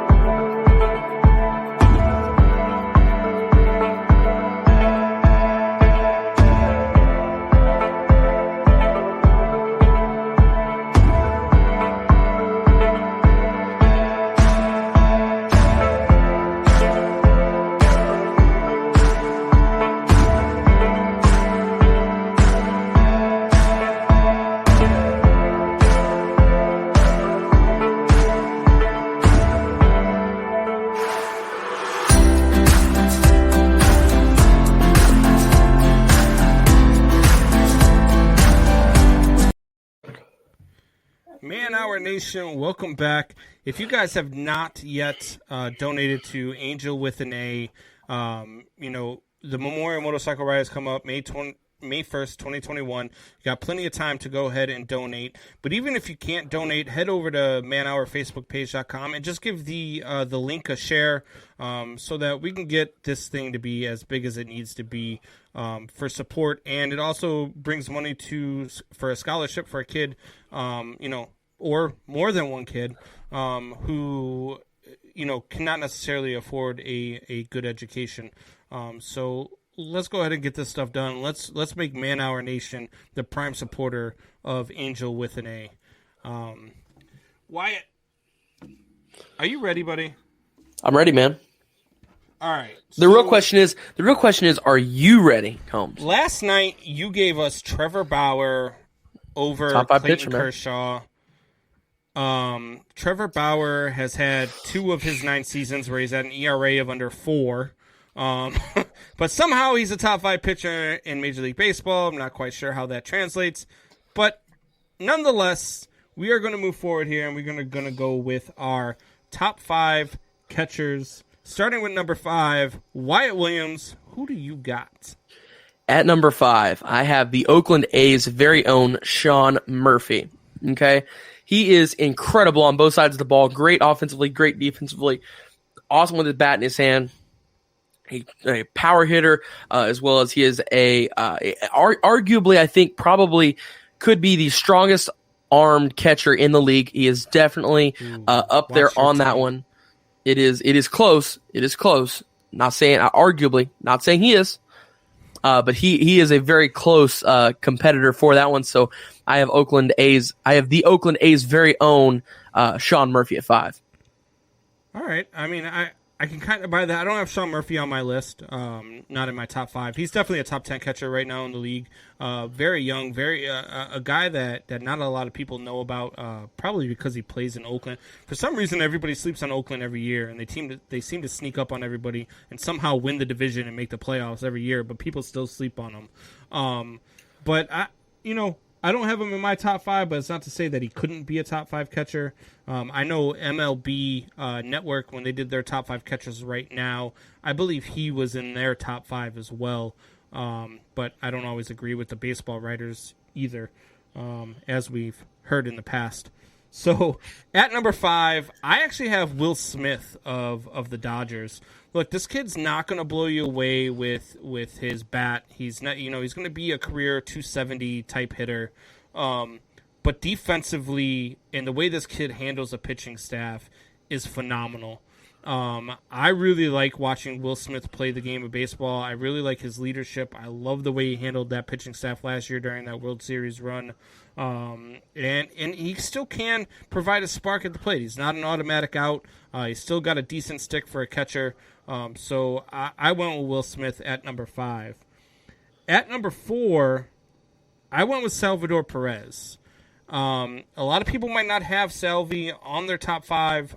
I do. Look, I think that this guy has been a sneaky guy that has fallen off of everybody's radar because Kansas City has not been good. But Salvi Perez hits with the best of them. This guy is just an absolute beast behind the plate. He's got a strong arm. He's smart. He can throw you out at first. He can pick you off. You don't run on Salvador Perez a ton, and the guy can just flat out hit. I mean, he hit 333 last year in 2020, and so I have a hard time not having him in my top 5. So I have him at number 4. Who you got at number 4? So for my number 4, I have your number 5. That is Will Smith of the Los Angeles Dodgers. Something you forgot to mention there, Combs, all right? And maybe it's because of your age. I'm not sure, okay? He is young. That is what I love the most about this kid, is that he is not only a great and dependable defensive catcher. He can get you there. But also, he is young. He has tons of room to grow. He is not old. Like our friend Combs here. Love you to death, man. But, sometimes you just forget about that stuff, right? Sure. No, but I got Will Smith at 4. And like you said, he's got a decent bat. He's not terrible. Like I said, that's kind of where the room to grow is for him because defensively he's great. He's got a really powerful arm to get you trying to cut to second. So I got Will Smith at 4. And as for my number 3, I have Yasmani Grandal. Okay. Ooh. Okay. All right. Okay. The White Sox very own. Don't mind me. I'm just, I'll react to him after. Sometimes I have an out loud reaction when I'm talking baseball. My bad. The biggest thing I like about this guy is you are not, and I mean not, stealing a base on this guy, okay? I don't care how good your speed is, all that good stuff. The guy has a ridiculous arm, and you will not be crossing that first to second base line. He will get you at second every time, and that's why I like him. A decent batter as well. So I got Yasmani Grandal at 3. Yeah, I mean, he had more stolen bases on him than he had caught stealing last year, but sure. I mean, I'll give you that, I guess. So at number 3, I have Austin Nola, another kid that a lot of people aren't going to know about because he does play in Seattle. A young up and coming kid. Another kid that can just really, really hit. He's got a really strong arm. He does not. He handles the pitching stuff really well. He does not get stolen on a lot. He can pick you off at first base. I really love a catcher that can handle his staff and that has a cannon for an arm. And Austin Nola is one of them. He's going to play a lot of first base as well. But I have him at number 3 on my list. At number 2, might be a shocker here. But I have JT Realmuto at number 2. Look, I know the guy can hit for power. Doesn't really hit for average too much. He's a very good at handling a pitch. Very excellent. To be a top 2 catcher in the game right now is one of those things. But you can steal on him. You can steal on him a lot. And so for me, that knocked him down a peg from my number 1. So I have JT Realmuto at number 2. Who do you have at number 2? So number 2, I am going to have our very own catcher, Wilson Contreras with the Cubs. Love the guy to death. And his bat, his bat sends baseballs to other planets. Okay, he's a laser eye catcher. Really strong arm as well. I love watching the kid play. He's awesome. And I already know that he is going to be your number 1. I can already guess it. Okay, I'm a little bit of a spoiler alert for everybody. Even if we didn't have that pre-show meeting, I'm a Cubs fan. Yeah, I mean I'm a Cubs fan too. I'm a Cubs fan too. Player number 1 for my pitchers. You had 1 at 5 though. Yeah, but he's a top 5 pitcher in the game. Oh, okay, right. Trevor Bauer. Sorry, he's only thrown for ERAs less than 3 and hasn't thrown for ERAs of 6 and 4 like your guy Trevor Bauer. Jeez, I'm crow. Who do you got With at that number being 1? said, the number 1 catcher in all of baseball right now is JT Realmuto, who you had at number 2. Okay, he does everything to perfection in Philly as a catcher, and he leads his pitching staff. He is a great leader and awesome there for that pitching staff there in Philly. And like I said, he does everything to perfection. He's a great batter, nice defensive catcher, everything all around exactly what you would want in a catcher. Sure, there are times he'll get caught lacking and guys give him first to second. I'm sure I get that. But as an all-around catcher, you cannot deny how dominant this guy is. Either way, 1 and 2, I will say I picked on you about it for the Cubs thing. I'm a Cubs fan as well. But 1 and 2 are a big toss-up. But I do have Realmuto getting the edge there for the number 1 spot over Contreras. Yeah, look, I like Contreras. I do have him at number 1. I think that he is by far the best catcher in baseball. He, as well as Realmuto, has allowed a lot of stolen bases, but he has done that while catching guys like John Lester, who does not throw pickoffs over to first base. So you get bigger leads. He's had guys that are slower to the plate, a lot of rookies. But the way this guy handles a pitching staff is amazing. The games that he calls, he has an absolute cannon. I mean, it's just 2 years ago, he had 8 or 9 pickoffs in one season that's an amazing feat for a catcher for pickoffs at first. That's not throwing guys out at second who are trying to steal. That's pickoffs at first, second, or third base while you're standing on that base. So that's amazing for a catcher. He can flat out hit too. I mean, look, this kid, he had an off season last year. A lot of people had off seasons with COVID and 2020 and how their season is. But he is a doubles machine. He produces. He is the lightning in that lineup, and he's the guy who can provide a spark at any time alongside with Javier Baez. So I have Wilson Contreras right now as my number one catcher. But I'll tell you this, JT Realmuto and Wilson Contreras, I think either way you argue it, one or two, I think that there's no bad way to go about it here. So let's see here. Let's go to the comments here. I didn't really have any issues with anything other than Murphy being in your top 10. Then you had, I'm sorry, who was your number 4? Number 4, I had, got them all wrote out here. Let me get this one. I got, number 4, I got Will Smith. You're 5. We were pretty much neck and neck on that one. Who'd you have at 3? 3 was, Yasmani Grandal. Oh, yeah. See, that's the one that is kind of like my Trevor Bauer. That's your Trevor Bauer of your catchers. Like, Grandal is, like, I don't know. He's not very good with the stick. I mean, the guy hits, in the low 200s every single year. He doesn't, like, he's all right with the pitching staff. His caught stealing is right around, like a couple years back. Was this 2019 I'm looking at right now? He had 73 stolen bases and caught 27. So, a guy like that, he's a nice name. He's a good guy to have on your team, a veteran guy. I just can't have him in my top 5.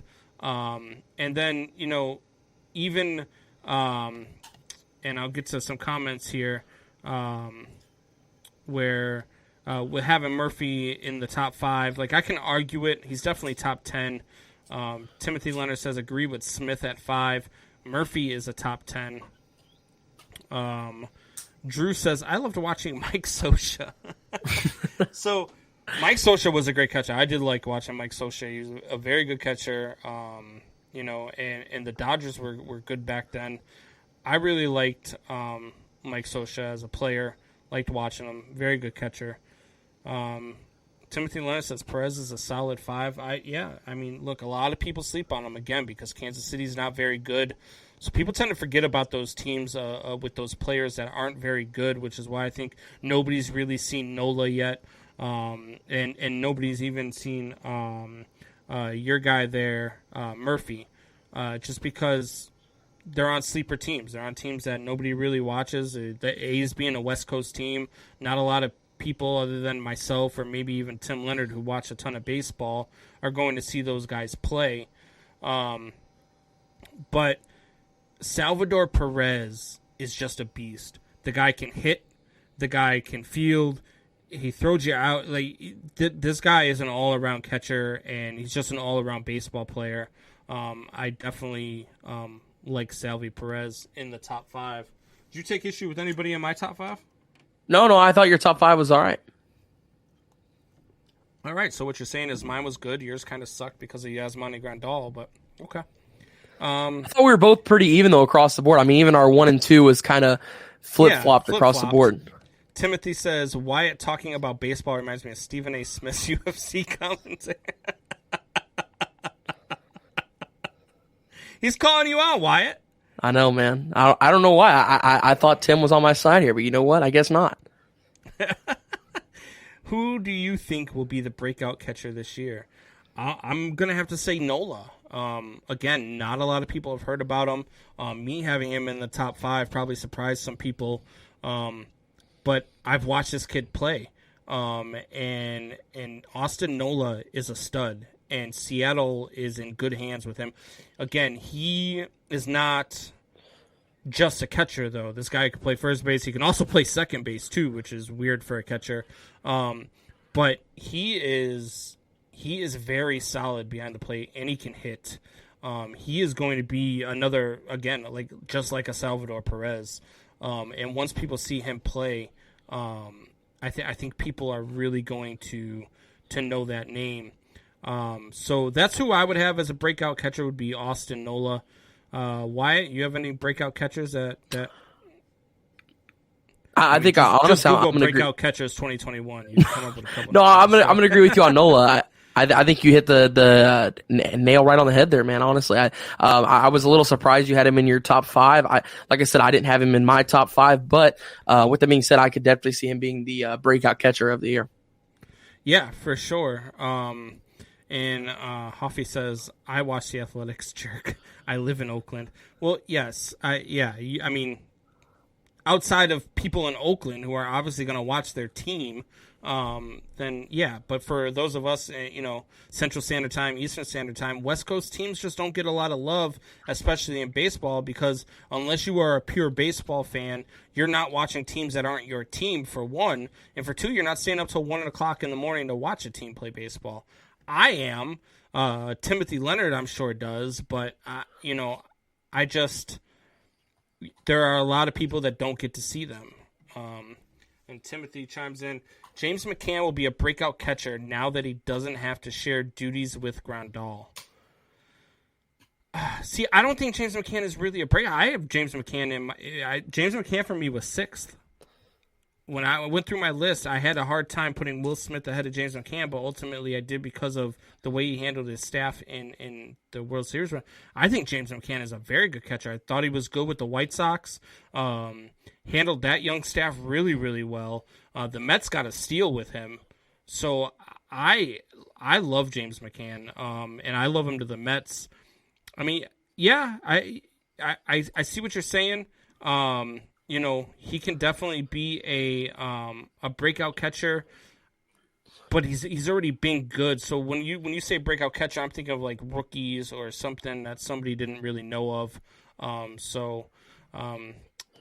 Timothy Leonard says Hoff. And Streamlabs, as always, have you joined the members only page yet? Look, members only is not the same as fans only. I keep getting inboxes, hey, how do I get on the fans only page? We don't have a fans only account, guys. Only fans, other way around.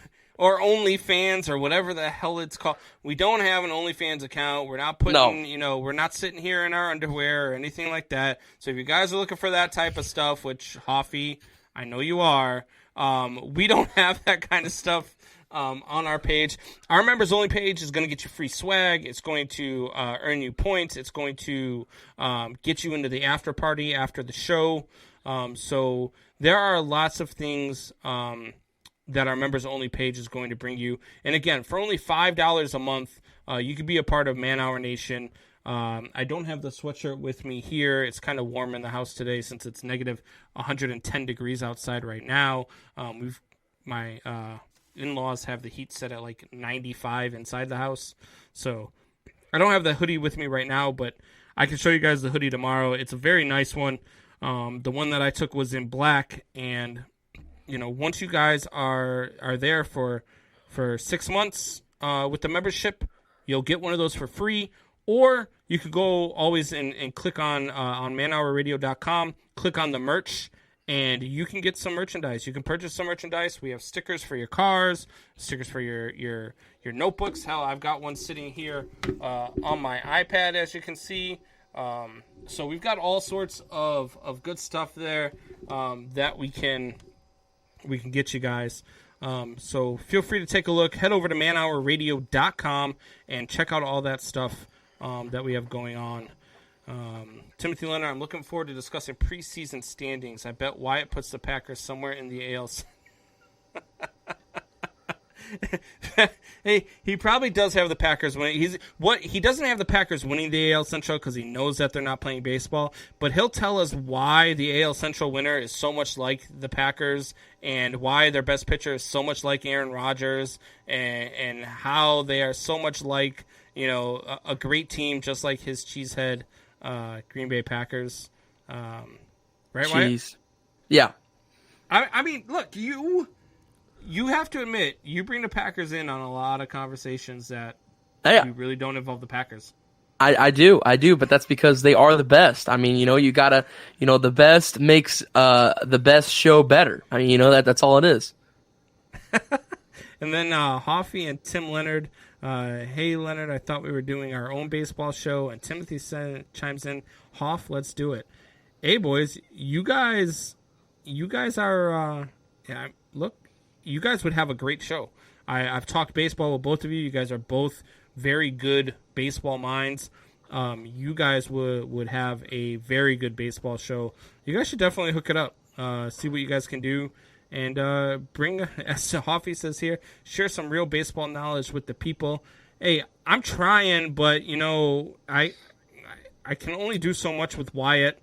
And and him having Trevor Bauer over Clayton Kershaw, that type of stuff.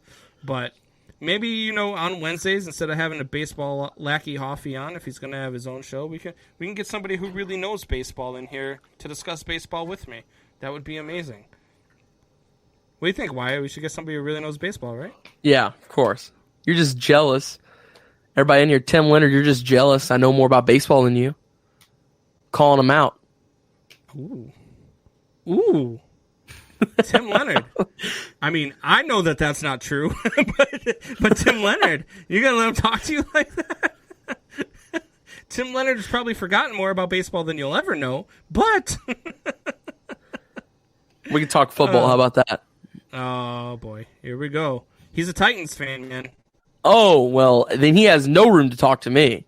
Are we going to talk about how Derrick Henry's the seventh best running back in No, Derrick Henry. Hey, that's Buck. I saw Tim. Was it Tim Leonard? Somebody commented that way earlier. Let me find that comment real quick. But somebody earlier said Wyatt mentioned something about being we need to get a clip of Wyatt saying that he says Wyatt, the adults are talking. Oh my God.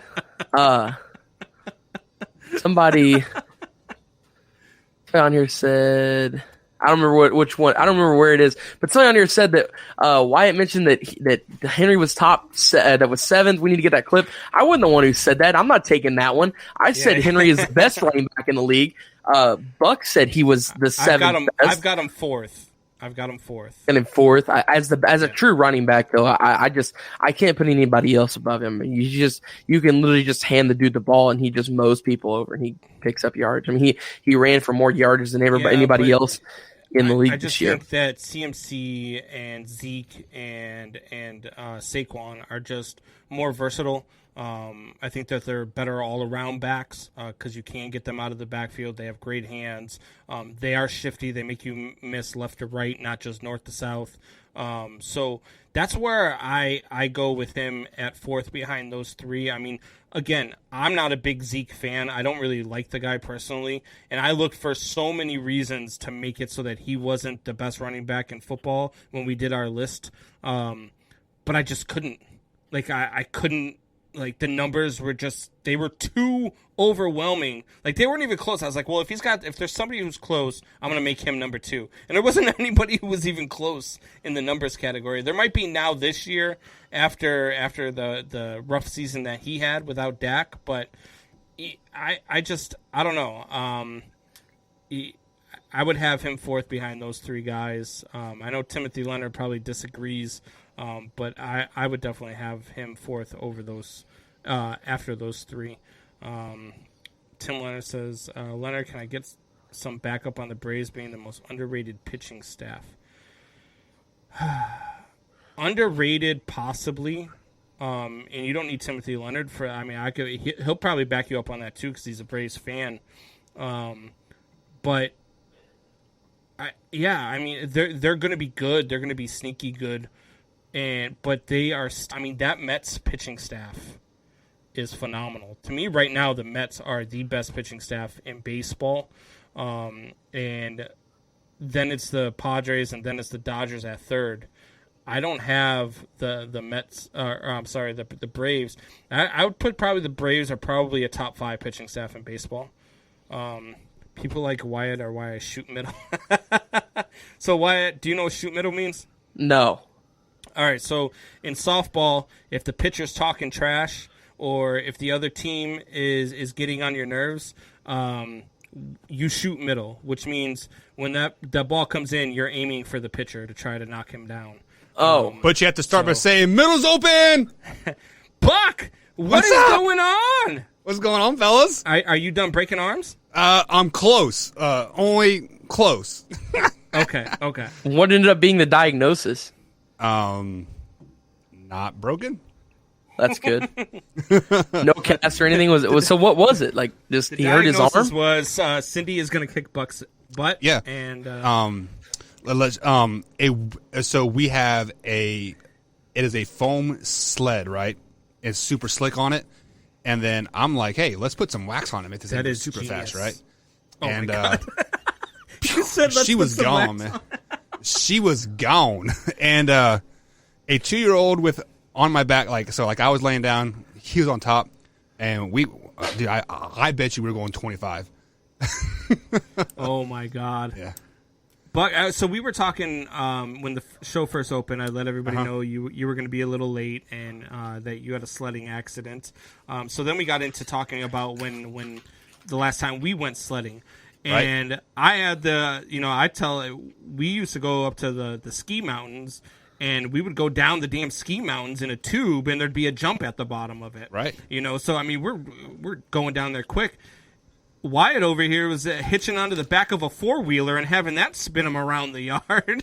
That must be rich kid stuff. It's my brother's redneck. My brother's redneckness. He said his maids were the one driving the 4-wheeler. Oh my God! Spinning him around, and like they would pay the maids to do that. It's crazy. So, I think the last time I went sled riding before tonight.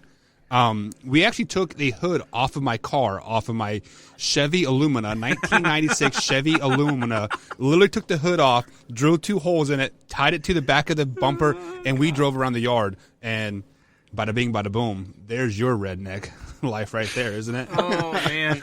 So you said the last time you went. So tonight was probably the last time you went sledding for a while, right? Like I mean, you're not going back.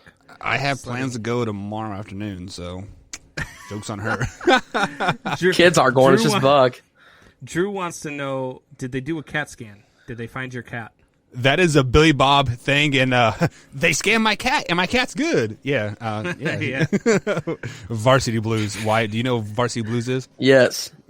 So we were talking baseball, Buck, when you came in. Yep. We had given our list, and then Timothy Leonard and Hoffy have been kind of going back and forth. Timothy Leonard chimes in and says, Hoff, based on offseason acquires, I will say that the Braves will be more competitive this year. I see the Braves competing with the Mets in the NL East in terms of pitching staff. Soroka news. Weren't the Braves competitive last year, though? I mean, they were. Yeah. They were, but pitching staff-wise, I think that the Braves, that's probably why they faltered in the playoffs, was because they weren't there yet. They did make some good moves this offseason. I just think that the Mets' moves were better. And so that's why I have the Mets above them in that division. But they're still going to be really good. I mean, that's I'm sitting back here and looking. I can only think of 2 moves that the Mets have made this offseason that have been big splashes, right? Carlos Carrasco, when they got. Do you think those 2 moves really put them over the Braves? Yeah, Carlos Carrasco's a stud. Bona fide stud. He can be a 1 or a 2 in most rotations. He's going to be the 3 for the Mets. Plus Lindor too. Yeah, and they got Lindor in that deal. Obviously, and the Braves lost their. Who did the Braves lose? I'm trying to think of their young guy that they lost. Didn't he go to the Marlins? Right. I don't think they really lost too much. They might have. Timothy would know better than I do. I don't really. I haven't followed them that close. I don't think they really lost anybody of free. I do like the addition of Morton to the Braves. And Mike Soroka is good if he's healthy. That's the thing with Soroka. Can you stay healthy? Ian Anderson and Drew Smiley is where you lose me compared to the Mets, though. Fried is going to be good. He was good last year. He's going to be good again this year. Morton's going to be good. He's going to be solid. If Soroka can be healthy, he's going to be good.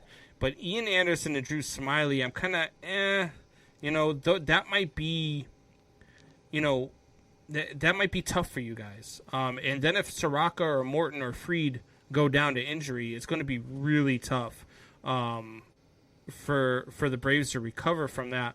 Whereas the Mets have a little bit more depth in their pitching staff, and the sorry, just lost my train of thought there. But they've got a little bit more, with Stroman. They got Carrasco. Obviously DeGrom and Syndergaard. If Syndergaard's healthy, that's the key for Syndergaard. But once you get past that, you still got David Peterson and Steven Matz back there, and those are two really good, solid 4 and 5 pitchers. And so for me, that's why I have them ahead of the Braves. But again, that's just me. True. So, all right. So Buck, you're leading the show, man. Lead the way. You did a little bit of sledding tonight. You did a little bit of ER visit tonight. You're sitting here in your. Which one did you guys go to? What do you like? The Which ER? hospital? Yeah. There's only one in the area, isn't there? No, like did you guys go to Floyd, Clark? Yeah, Floyd.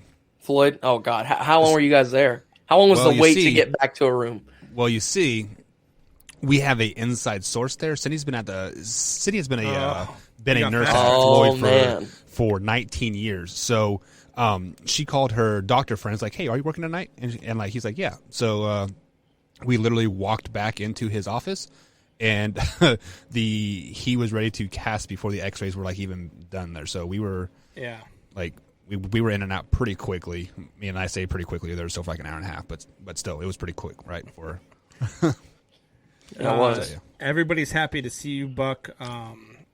Football Kid Murray says, "Woot woot! These boys need a referee tonight." Look, Buck, I don't know if you heard the whole show. Like, how much of the show did you hear?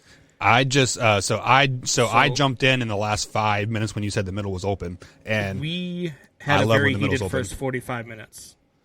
Yeah, like a very heated first 45 minutes. That's awesome. I love it. I have to go back to the replay. This youngin here, Dak Prescott is not a top 5 quarterback in the league. Not worth $40 million, is he? Yeah, he is. I agree. No, he's not. You are out of your. Do you want to go back there? I think he's worth it, but I don't think he's a top 5 quarterback. So how can you be not a top 5 quarterback but worth the second most pay in the NFL? That doesn't make any sense. Because his team can't be successful without him. A, and B, those other top quarterbacks aren't going to be available to get. So you've got to give him that star money to be a contender. Let me ask you this question: if you don't think that, were the Cowboys in the playoff race till week 17 in the NFL season without Dak Prescott? Yes or no? Yes, because their division is so bad. But if they were in any other division, no, they would not have been. What were they? Say that again. Okay, hold on. Without him, what were they?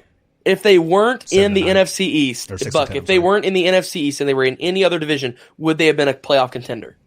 Until week 14, yes.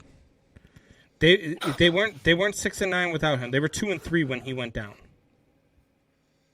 Okay, so they still had a losing record with Dak Prescott. So they were 4-6 without him. That's still a better win percentage and a better. This is what I'm talking about. This is what got me so heated. They were not 4-6 because of Dak Prescott. He was throwing for 400 plus yards a game. Well, hang on, time out, Wyatt. I know you're in high school, but did you just do your math there? What is 2 of 3? What is that percentage? 66. Okay, what is 4 of 6? 4 of 6 is 66. Are you sure? No. It's a little bit higher than that, boy. But that's okay. So they actually had a better winning percentage without Dak Prescott. If you want to go that because route. they had more games. So had a better winning percentage. percentage. Stop it, Buck. I'm just saying. The guy they were giving up. We already went over this, but they were giving up 30 plus points a game as a defense. Right, and the defense got better. What? 4 of 6 is 66%. No, it's not.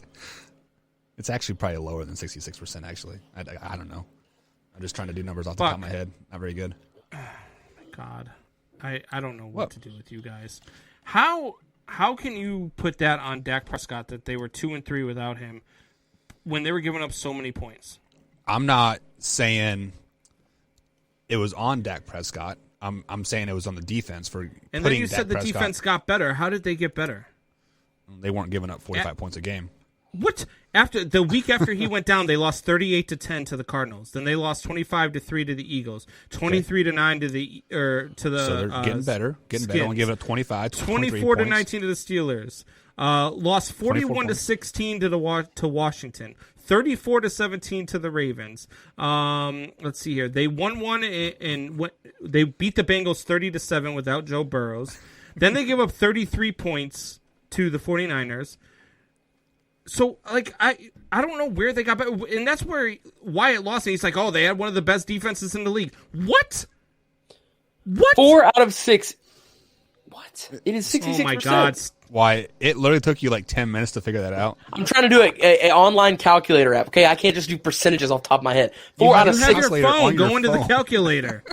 You can't do percentages on your phone, can you? Yes, you can. Oh, my God. You don't know how to read percentages? Oh, Wyatt. 4 Wyatt, divided what by 6. school do you go to? Oh, my Lord. 4 divided by 6. And yes, guys. 6,666,666,7. Which is 66%. 67%. Just You round up. 66%. So what It's 67%. If you guys have not learned, sometimes I say things just to say it, just to see if you guys catch things. I knew 4 divided by 6 was 66%.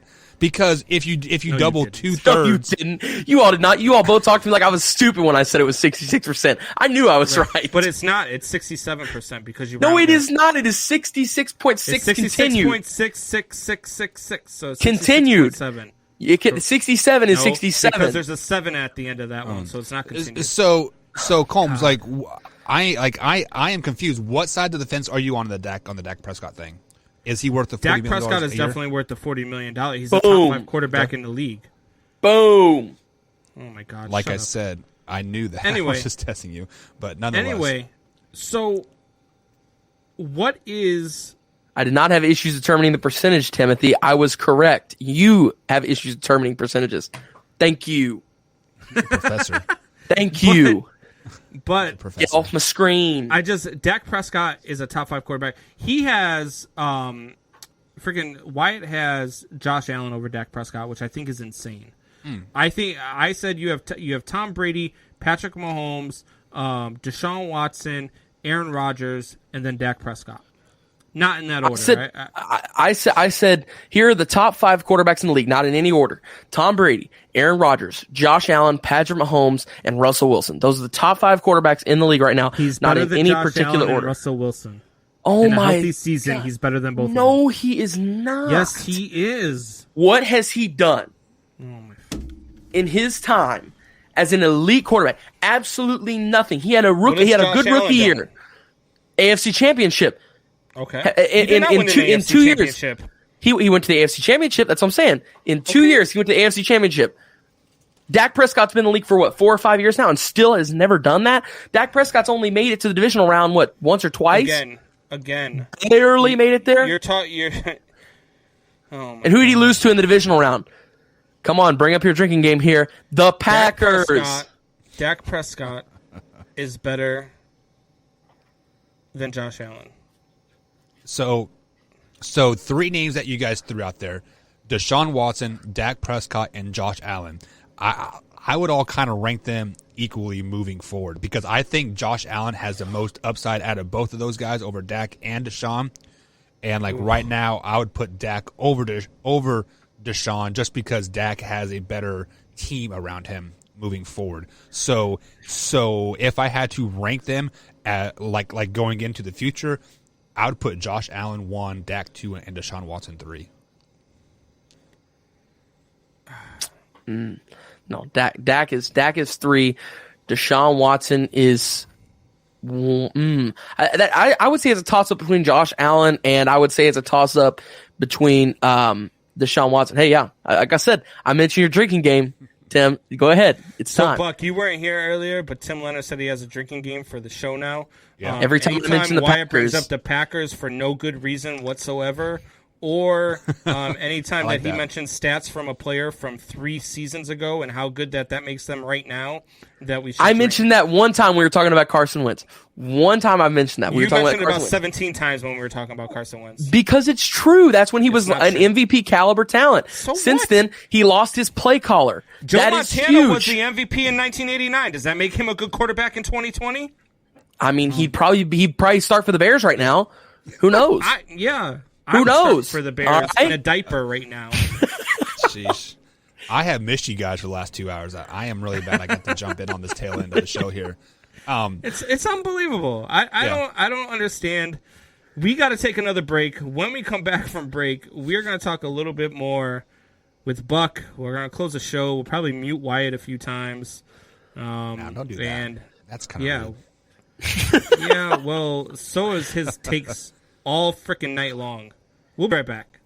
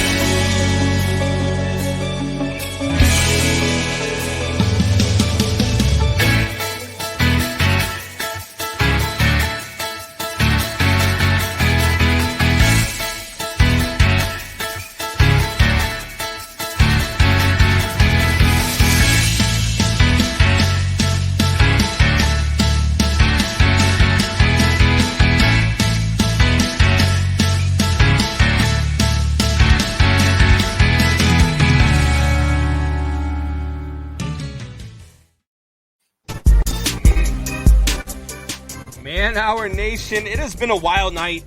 You guys, do not forget to go to manhourradio.com and go ahead and get your members-only subscription right now, $5 a month. You can get into the post-game show that we have here, the after party.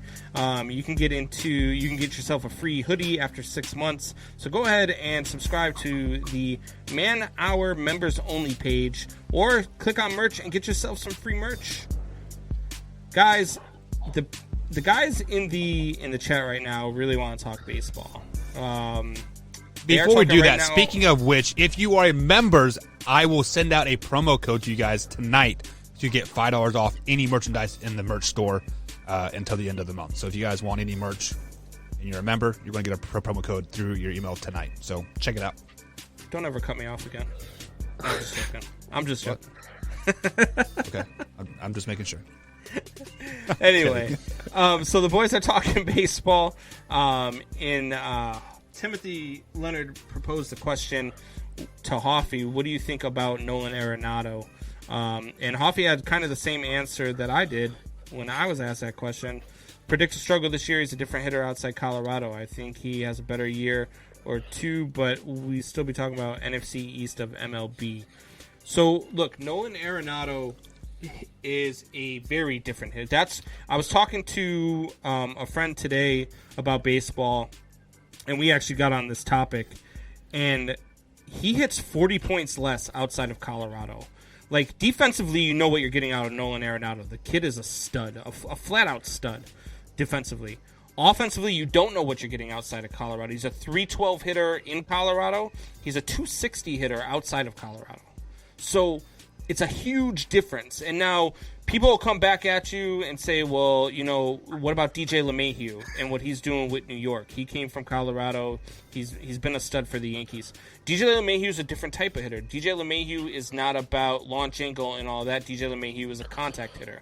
Very different style hitter than Nolan Arenado. So that's why I agree with Hoffy. I think he struggles this year. I think not only the problem with Arenado being not the same hitter outside of Colorado, but the fact that he has no protection in that lineup whatsoever is also going to cause problems for Nolan. Yeah, the protection is a huge thing, but I don't like you guys keep referring to that division as the NFC East because I don't anticipate anybody from this division winning a playoff series. Like, I thought legitimately somebody from the NFC could win a playoff game, but looking at it, I don't think anybody from this division can win a playoff series. You can't sleep on teams that make it in through a wild card. And I'm not talking about our Cubs. Our Cubs know that single-handedly, Combs. Yeah, I'm not talking about the one game playing game. Like, I'm talking like a 7-game series.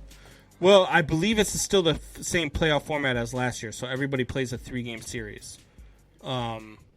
So everybody's coming out of the wild card, but one of these two teams could absolutely be, whether it's the Cubs or the Cardinals, they could absolutely sneak up on you in the playoffs. They've got decent enough pitching. The Cubs have a lot of hitting. The Cubs actually have a really good lineup if they don't get rid of Chris. Well, even if they get rid of Chris Bryant, they still have a really good, solid lineup. But I wouldn't sleep on them heading into the playoffs. I mean, once you get into the playoffs, it's a whole different ballgame. Everybody has a chance. You're right on that. So, yeah, I think that I'm looking for I got sidetracked by a comment. Looking for Kansas State. I got you. All right. So, I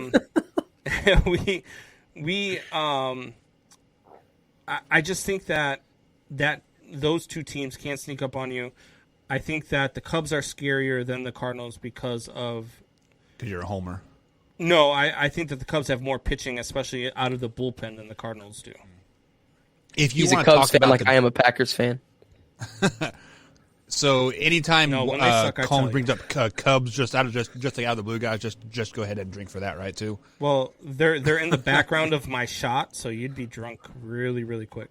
So I don't like any of those teams coming out of that division. I still like the Reds. See, and I actually like the Brewers. I think the Brewers are actually really slept on. And that pains me as a Cubs fan to say. The Brewers or the Reds? The Reds have lost a ton.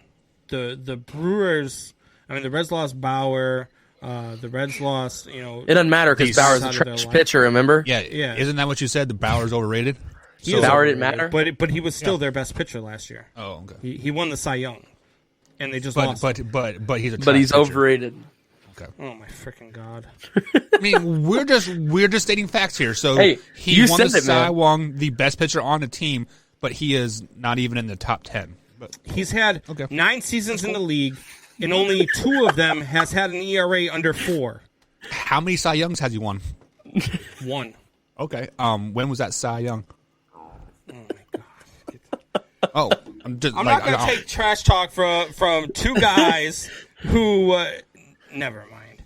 Anyway, how many pitchers in your top 5 have Cy Young last year? Jacob deGrom. Okay. No, I'm just joking. He didn't win one last year. Trevor Bauer did. Yeah. So Shane Bieber. So what you're saying is 0 last year won Cy Young in your top 5, right? 1. Shane Bieber did. 1. Shane Bieber. Okay. So a Cy Young is not a criteria for a top. Let me ask you a question, Buck. Okay. Would you take Trevor Bauer over Jacob deGrom? No, because I kind of thought we were all kind of a unanimous that Jacob deGrom was the best pitcher. Yeah, we all thought Jacob deGrom was number 1. Would you take Trevor Bauer over Max Scherzer? Yes. Would you take Trevor Bauer? God, I just want to punch you right now. Would you take Trevor Bauer over Clayton Kershaw? So let me ask you this question. Jacob, hold on. I'm not done answering my question. Answer. Would you take him over Clayton Kershaw? It depends. What team is Clayton Kershaw on? Is he on the Dodgers? The Dodgers. Still? Then I would not. Okay. Because the Dodgers have a lot of help around him. Now, if Clayton Kershaw was on like the Mets with no help around him previously these years, no, I wouldn't. Would you take him over Shane Bieber? No. Would you take him over Kyle Hendricks? Yes. Okay, so in that segment, we proved that you know nothing about baseball because you would take him over Max Scherzer and you would take him over Kyle Hendricks, two guys who consistently have ERAs in the 2s, and Trevor Bauer has had one season in the last 9 where he's had an ERA under 4. Did either of those two guys win a Cy Young last year?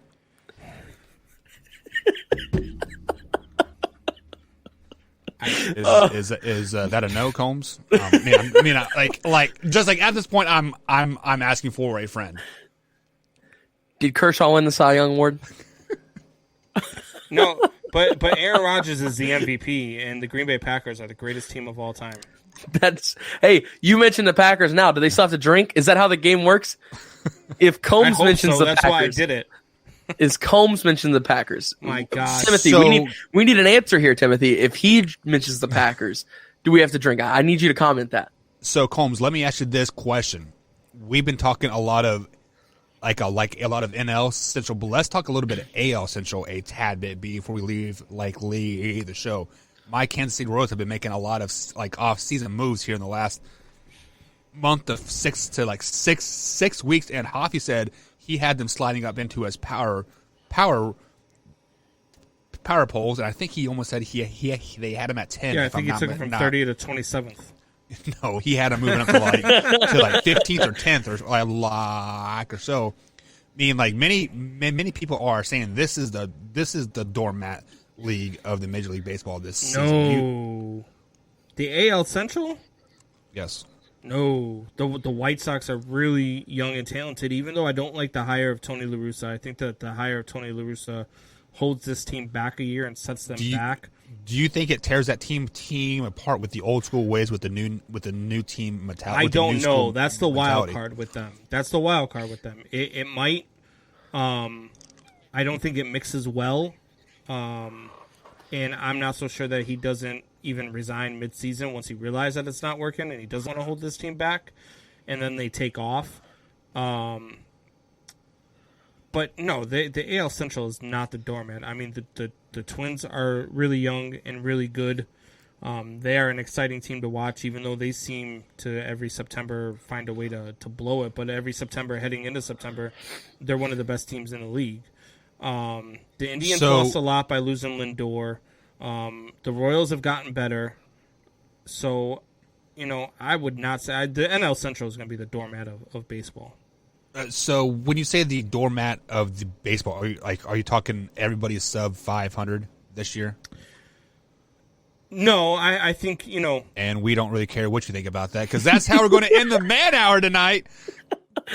Head over to youtube.com/Man Hour, guys. Tonight. I'm in charge.